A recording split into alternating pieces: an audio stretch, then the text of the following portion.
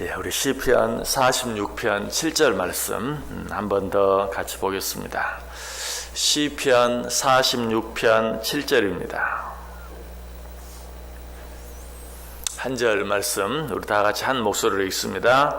만군의 여호와께서 우리와 함께 하시니 야곱의 하나님은 우리의 피난처시로다. 아멘. 어제 아침에 야곱의 하나님에 대해서 우리가 생각해 보았습니다. 야곱의 하나님이라는 의미는 무엇이라고 그랬습니까? 야곱의 하나님. 하나님께서 야곱을 처음부터 끝까지 함께 하시고 인도해 주시고 보호해 주신 것처럼 우리도 처음부터 끝까지 함께 해 주시고 보호해 주시는 그런 하나님입니다. 하나님이 야곱과 어떻게 함께 해주셨습니까? 브엘세바를 떠나 하란에 도착할 때까지, 그리고 그 하란에서 생활하는 동안, 그리고 그 하란에서 다시 브엘세바로 돌아올 때까지 끝까지 함께 하셨던 하나님, 그 하나님이 바로 야곱의 하나님이다. 이 하나님의 모습을 가장 잘 보여주는 말씀이 창세기 28장 10절 이하의 말씀이라 그랬죠. 야곱이 브엘세바에서 떠나 하란으로 향하여 가더니 한 곳에 이르러는 해가 진지라 거기서 유수가 하르고 그곳에 한 돌을 가져다가 베개로 삼고 거기 누워 자더니, 그때 하나님이 꿈에 나타나셔서 주신 약속의 말씀, 내가 너와 함께 있어 내가 어디로 가든지 너를 지키며 너를 이끌어 이 땅으로 돌아오게 할지라 내가 내게 허락한 것을 다 이루기까지 너를 떠나지 아니하리라. 자, 또 한 가지, 야곱의 하나님, 어떤 하나님을 말한다고 그랬어요? 야곱의 하나님은 야곱을 처음부터 끝까지 지켜주시고 인도해 주시고 보호해 주셨을 뿐만 아니라 야곱을 그가 잘못하고 실수할 때마다 용서해 주시고 또 용서해 주시고 끝까지 용서해 주신 그런 하나님. 성경에 가장 많은 잘못을 하고 가장 많은 실수를 한 사람 가운데 하나가 야곱이라고 그랬어요. 그럼에도 불구하고 그 야곱을 버리거나 포기하지 아니하시고 약속하신 대로 용서해 주시고 또 용서해 주시고 용서해 주시고 또 용서해 주신 바로 그 하나님이 야곱의 하나님이다라고 말씀을 드렸습니다. 자, 그렇다면 이 야곱의 하나님이라는 이름 속에 감춰진 또 다른 의미는 없을까요? 우리가 생각해본 그런 것들보다도 더 중요한 한 가지 의미가 있어요. 그것은 무엇입니까? 야곱의 하나님, 그 하나님이 바로 내 하나님이라는 사실. 어떻게 그 사실을 알 수 있죠? 이사야 41장 8절에 보면 그러나 나의 종 너 이스라엘아, 나의 택한 야곱아, 나의 벗 아브라함의 자손아.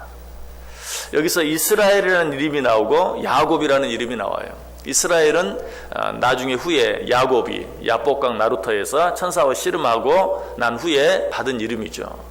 그런데 이 이스라엘이라는 이름, 야곱이라는 이름이 상징하는 것이 있어요. 그것은 무엇입니까? 하나님의 택함 받은 자라는 의미. 하나님의 택함 받은 자, 하나님의 택함 받은 자녀.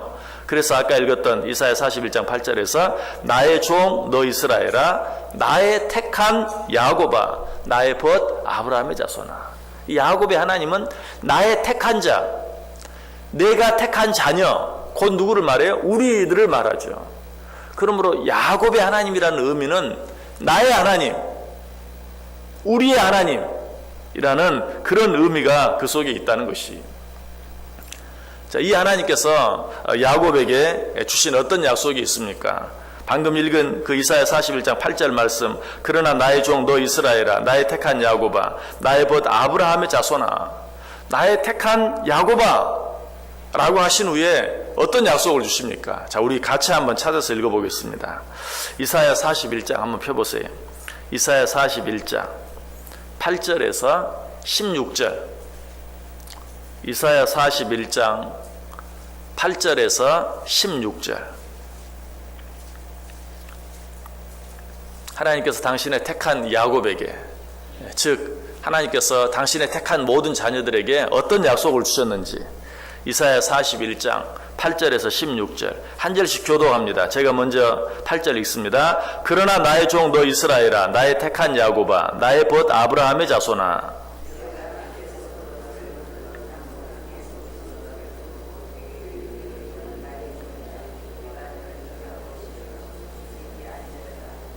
두려워 말라, 내가 너와 함께 함이니라. 놀라지 말라, 나는 내 하나님이 됨이니라. 내가 너를 굳세게 하리라. 참으로 너를 도와주리라. 참으로 나의 의로운 오른손으로 너를 붙들리라.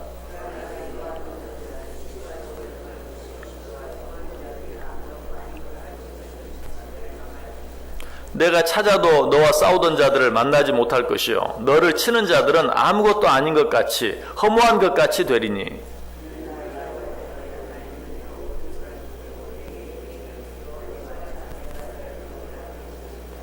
지렁이 같은 너 야곱아, 너 이스라엘 사람들아, 두려워 말라. 나 여호와가 말하노니 내가 너를 도울 것이라. 내 구속자는 이스라엘의 거룩한 자니라.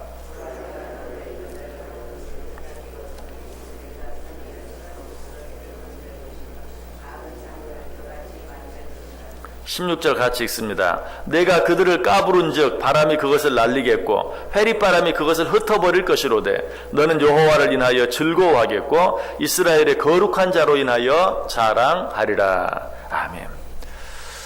여기 보면 너무나 유명한 말씀이 있죠. 10절 두려워 말라 내가 너와 함께함이니라. 놀라지 말라 나는 내 하나님이 됨이니라. 내가 너를 굳세게 하리라. 참으로 너를 도와주리라. 참으로 나의 의로운 오른손으로 너를 붙들리라. 자, 이 말씀을 누가 누구에게 하신 거예요? 하나님이 당신께서 택하신 야곱에게 하신 말씀이에요. 자, 이 말씀은 곧 누구에게 주신 말씀이라고요? 하나님의 택함을 받은 우리 모두에게 하시는 말씀이다. 이 9절부터 16절까지 있는 이 모든 말씀, 하나님이 택한 야곱에게, 곧 하나님이 택한 우리 모두에게 주신 약속의 말씀이다. 이 말씀들을 여러분 묵상하고 또 묵상해 보세요. 정말 우리가 두려워할 것이 무엇인지. 오늘 여러 번 말씀하시죠. 나의 택한 야곱아 너는 두려워하지 말라. 여러 번 이야기해요. 왜? 내가 너를 도울 것이라. 또 이 말씀도 여러 번 내가 너를 돕겠다 라고 또 우리에게 말씀해 주세요. 내가 너를 붙들어 주겠다 라고 이야기하고 있어요. 그저 우리를 이처럼 보호해 주시고 또 붙들어 주시기만 하십니까? 아니죠. 14절 15절 보세요. 보라 내가 너를 이가 날카로운 새 타작기계를 삼으리니 내가 산들을 쳐서 부스러기를 만들 것이며 작은 산들로 격하게 할 것이라. 그저 수동적으로 보호만 받는 게 아니라 보다 적극적으로 놀라운 일들을 행할 것이다. 나의 모든 적들을 내가 쳐서 물리칠 것이다. 그들을 쓰러뜨릴 것이다 라고 우리에게 말씀해 주고 있어요. 무엇보다도 제일 앞에 9절 말씀에서 뭐라고 말합니까? 내가 너를 택하고 실어버리지 아니하였다. 내가 너를 택하였으니 절대로 포기하지 않겠다. 설령 네가 잘못한다 할지라도 나는 너를 포기하지 않겠다. 내가 너를 실어버리지 않겠다라고 이야기하고 있어요. 이 하나님이 바로 야곱의 하나님이요, 이 하나님이 바로 우리의 하나님, 나의 하나님이라는 사실이, 우리는 성경에 나타난 모든 하나님의 모습을 보면서 항상 기억해야 될 것은 그 하나님이 뭐 야곱의 하나님, 요셉의 하나님, 아브라함의 하나님, 다니엘의 하나님, 느헤미야의 하나님, 이런 어떤 누구의 하나님일 뿐만 아니라 바로 나의 하나님이라는 사실. 그래서 성경에 야곱의 하나님이라는 표현이 많이 나와요. 왜? 야곱은 하나님의 택한 자녀들을 상징하는 상징적인 인물이기 때문에 그 하나님을 부를 때 야곱의 하나님, 이스라엘의 하나님, 바로 이 하나님이 우리의 하나님이다. 자, 이 하나님께서 우리에게 놀라운 약속들을 주셨는데 구체적으로 이 하나님께서 당신의 택한 자녀들을 위해서 하시는 가장 놀라운 일 한 가지가 있다면 무엇인가? 시편 20편 1절에 보면 환난 날에 여호와께서 내게 응답하시고 야곱의 하나님의 이름이 너를 높이 드신다. 야곱의 하나님, 우리를 택하신 하나님, 그 하나님께서 당신의 택한 자들을 어떻게 하신다? 높이 들어주신다 라고 이야기하고 있어요. 우리 하나님께는 우리를 높일 수 있는 능력, 권세도 있으시고 우리를 낮출 수 있는 능력, 권세도 또한 있으시죠. 사무엘상 2장 7절에 말해요. 여호와는 가난하게도 하시고 부하게도 하시며 낮추기도 하시고 높이기도 하신다. 우리 하나님께는 그런 능력이 있어요. 우리를 낮추실 수도 있고 높이실 수도 있어요. 시편 75편 6절과 7절에도 말해요. 무릇 높이는 일이 동쪽에서나 서쪽에서 말미암지 아니하며 남쪽에서도 말미암지 아니하고 오직 재판장이신 하나님이 이를 낮추시고 저를 높이시느니라. 점쟁이에게 찾아가서 어떻게 해야 잘 되겠습니까? 라고 말하면 점쟁이가 하는 대표적인 말 가운데 하나가 동쪽으로 가시오, 서쪽으로 가시오. 그러면 귀인을 만날 것입니다. 그렇게 말해요. 그런데 우리 하나님께서 분명히 말해요. 네가 높아지는 일이 동쪽에서 서쪽에서 남쪽에서 말미암는 게 아니다. 오직 누구로 말미암아? 우리를 높이시는 하나님으로 말미암아 될 것이다. 그러니까 좀 죄송하지만 점쟁이 말을 인용하면 네가 높아지길 원하느냐? 하나님께 나아가라.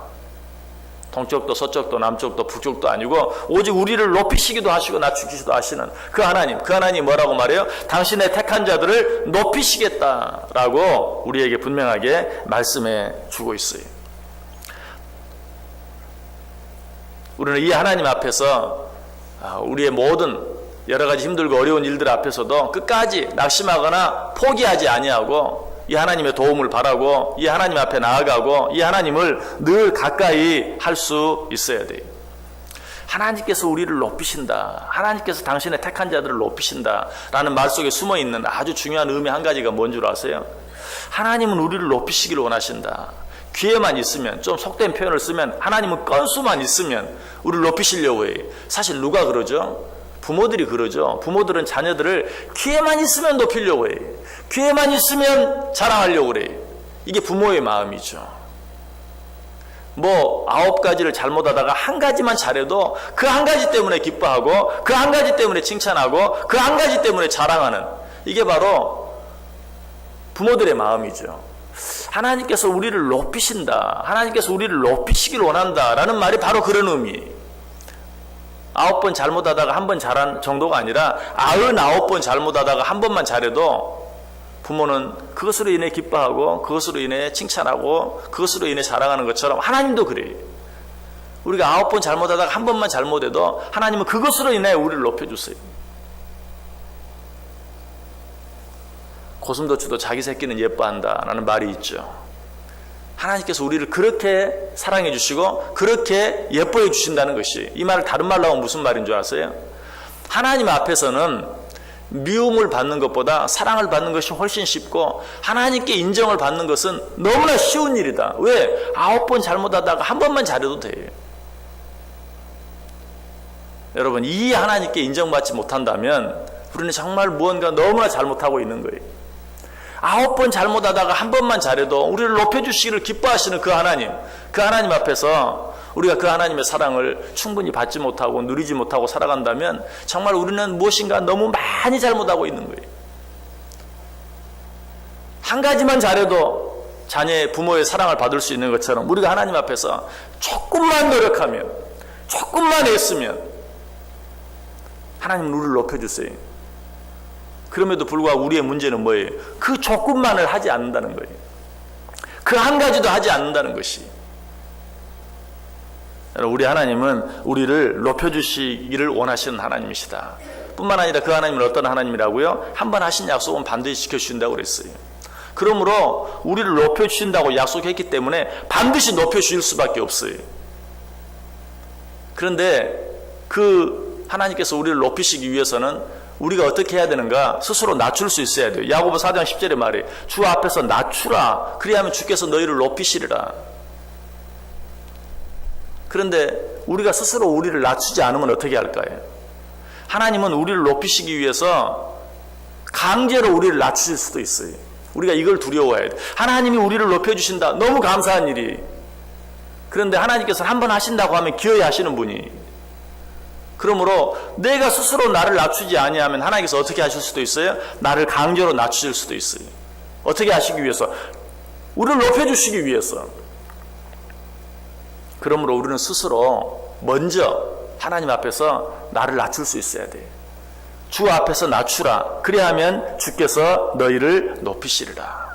하나님께서 우리를 보호해 주시는 방법에는 2가지가 있다고 전에 말씀드렸어요. 한 가지는 우리를 한없이 낮추시는 것이, 한없이 낮추어서 아무도 우리를 발견하지 못하도록. 또 한 가지 방법은 하나님께서 우리를 높여주시는 것이, 우리를 지극히 높여서 아무도 우리를 손대지 못하도록. 그러므로 하나님께서 우리를 높이시는 것도 낮추시는 것도 다 하나님이 우리를 위해 하시는 일이에요. 그런데 스스로 낮추면 정말 그것이 우리에게 덜 힘들어요. 그러나 내가 스스로 낮추지 아니하고 하나님께서 나를 낮추시면 그것도 나에게 유익이 되는 일이요, 그것도 나를 위해 하는 일이지만 우리가 너무 힘들 수도 있어요. 여러분, 하나님 앞에서 스스로 낮출 수 있기를 바랍니다. 각종 무슨 대회나 경기에서 금메달을 받게 되면 어떻습니까? 앞에서 누군가가 목에 금메달을 걸어줍니다. 그 금메달을 목에 걸기 위해서는 어떻게 해야 돼요? 허리를 90도 이상으로 한없이 숙이고 낮춰야 돼요. 그래야 그 메달을 목에 걸 수 있어요. 하나님께서는 우리를 높여주시기를 원하세요. 아니, 반드시 높이시고야 마실 것이, 그 은혜와 그 축복을 내가 받아 누리기 위해서는 하나님 앞에서 나 자신을 스스로 한없이 낮출 수 있어야 돼요. 자, 그런데 하나님 앞에서 나를 낮춘다는 것, 그건 결국은 뭘까요? 그것은 결국 하나님을 높여드리는 거예요. 하나님을 나보다 높여드리는 것이 나를 낮추는 것이, 내가 하나님을 나보다 높여드릴 때 하나님께서 나를 높여주세요. 잠언 4장 8절에 말하죠. 그를 높이라. 그리하면 그가 너를 높이 들리라. 나를 낮춘다는 것은 뭐예요? 하나님을 높인다는 거예요. 내가 하나님을 높이면 하나님은 어떻게 하세요? 하나님도 나를 높여주신다라고 이야기하고 있어요. 시편 29편 2절에도 여호와께 그의 이름에 합당한 영광을 돌리며 거룩한 옷을 입고 여호와께 예배할지어다. 시편 기자는 이 사실을 알았어요. 그래서 시편 75편 9절에 나는 야곱의 하나님을 영원히 선포하며 찬양하리라. 야곱의 하나님이 내 하나님이, 야곱을 높이신 하나님이 나를 높이실 것이, 우리가 이 은혜를 받아 누리며 살기 위해서는 어떻게 해야 돼? 야곱의 하나님을 우리도 영원토록 높이며 찬양할 수 있어야 돼. 오늘 하루 어떻게 살기를 원하십니까? 하나님 앞에서 나를 낮춰보세요. 아니, 보다 적극적으로 하나님을 높여보세요. 그렇게 할 때 하나님이 나를 높이 들어주시는, 그래서 아무도 나를 건들지 못하도록, 아무도 나를 해치지 못하도록 하나님이 나를 높이 들어주시는 그 은혜를 나 자신이 누리고 모든 사람들 앞에 보이며 그 일을 통해서 하나님께 영광 돌리며 살아가는 복된 하루, 복된 삶이 꼭 되실 수 있기를 주님의 이름으로 간절히 축원합니다.